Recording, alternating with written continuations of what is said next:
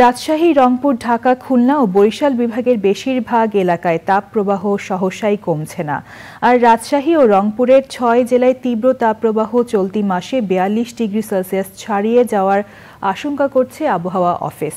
প্রচণ্ড গরমের কারণে টাইফয়েড এবং শ্বাসতন্ত্রের সংক্রমণজনিত রোগ বাড়তে পারে বলে সতর্ক থাকতে পরামর্শ দিয়েছেন চিকিৎসকরা। জান্নাতুল বাকিয়া কেকার রিপোর্ট। বিকাশে কম খরচে ক্যাশ আউটের লিমিট বেড়ে ৫০,০০০, প্রিয় এজেন্টও ২টা। বছরের অন্যতম উষ্ণ মাস এপ্রিল।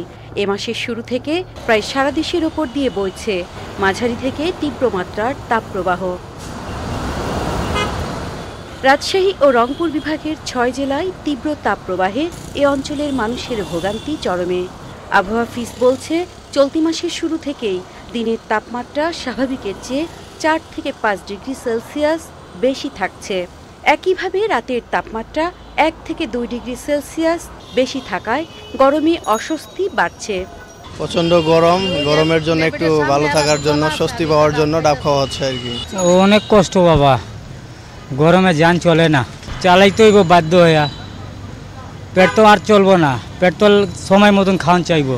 প্রচণ্ড গরমে ডায়রিয়া, শ্বাসকষ্ট ও হিট স্ট্রোক জনিত সমস্যা এড়াতে বিশুদ্ধ খাবার পানি নিশ্চিত করার পাশাপাশি বাসি পচা খাবার এড়িয়ে চলার পরামর্শ চিকিৎসকদের। ফুড পয়জনিং হচ্ছে, একটা হলো এক্সেসিভ সোয়েটিংয়ের কারণে সোডিয়াম কমে যাচ্ছে, ব্লাড প্রেশার কমে যাচ্ছে। আর একটা হচ্ছে নানাবিধ ইনফেকশাস ডিজিজের মধ্যে টাইফয়েডের প্রকোপটা একটু এই মুহূর্তে বেশি। খুব বেশি পয়জন না হয়, আপনারা ঘরে বাইরে ঘোরাঘুরি করবেন না, আপনারা ঘরের মধ্যে থাকার চেষ্টা করবেন। সোডিয়াম কমে যাওয়ার প্রবণতা থাকে যেহেতু এক্সেসিভ সোয়েটিং হয়। এই জন্য যাদের এই ধরনের সমস্যা একবার হয়েছে বা হওয়ার সম্ভাবনা থাকে, তারা লিকুইড খাবার বা তরল খাবার বেশি খাবেন। আপনি খাইতে পারেন ওরসালাইন, খাইতে পারেন যে কোনো ফলের জুস, খাইতে পারেন আপনি লেবু দিয়ে শরবত বানিয়ে, তাহলে আপনার পানি শূন্যতাটা অন্তত কিছুটা হলেও রক্ষা হবে। গত ১৬ এপ্রিল চলতি মৌসুমে ঢাকার সর্বোচ্চ তাপমাত্রা রেকর্ড করা হয় ৩৮.৮ ডিগ্রি সেলসিয়াস। এ সময় পরপর ৩ দিন দেশের সর্বোচ্চ তাপমাত্রা ৪১ ডিগ্রির কাছাকাছি ছিল চুয়াডাঙ্গাতে।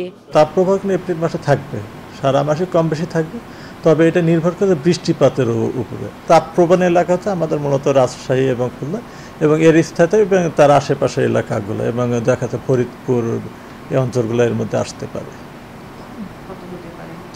ওই অঞ্চলে রাজশাহী, খুলনাতে ৪২ ডিগ্রি ছাড়া যাওয়ার সম্ভাবনা আছে। আবহাওয়া অফিস বলছে, আগামী ২৪ ঘন্টায় রাজশাহী ও রংপুরে আকস্মিক কালবৈশাখীর সাথে ঝোড়ো বৃষ্টির পূর্বাভাস রয়েছে। বৃষ্টি ঝড়ে কিছু সময়ের জন্য গরম খানিকটা সহনীয় হলেও মাস জুড়েই প্রায় সারা দেশে তাপপ্রবাহ থাকবে। জান্নাতুল বাকিয়া কেকা, চ্যানেল আই, ঢাকা।